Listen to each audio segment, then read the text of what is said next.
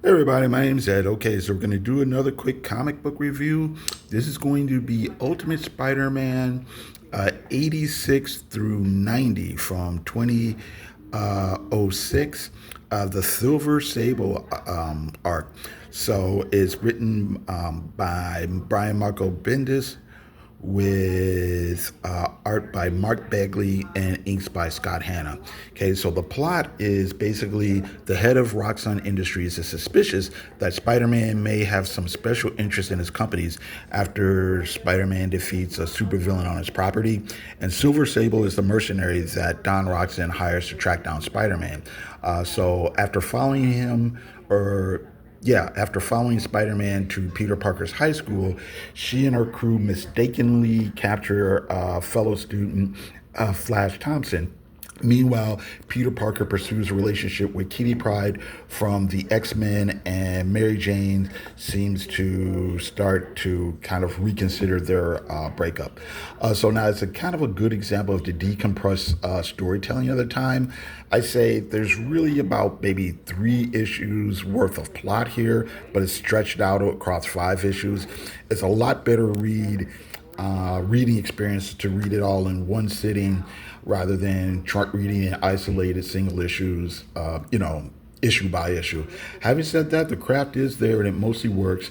I say the dialogue is mostly good, and while it's not really realistic, Brian Michael Bendis does have a style that has a particular rhythm to it that works, so it feels naturalistic, like I said, despite not actually being super realistic. There's a couple of his Brian Michael Bendis ticks, for example. He may have people read questions and phrases to each other's in a would-be humorous way. So stuff like that is not really excessive enough to completely take you out of the story, but you notice it when it happens more than once. And I'd say, but having said that, beyond the action and the soap opera, there are some funny media satires and some, kind of interesting corporate and government intrigue going on. I did like Mark Bagley's art. You can see some of the influences like Jim Lee and Rob Liefeld out there, but there's probably more, John Burns, Steve Ditko, John and Sal Buscema, Gil Kane, etc. The storytelling is pretty interesting, and there's some interesting double-page layouts and panel structures. So here, just to give you a little example, what some of the art looks like. Okay. Ba-ba-bum. Okay. Like I said, some really interesting storytelling and layouts. And he kind of mixes it up with the,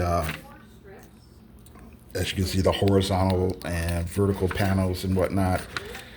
And, oh, here.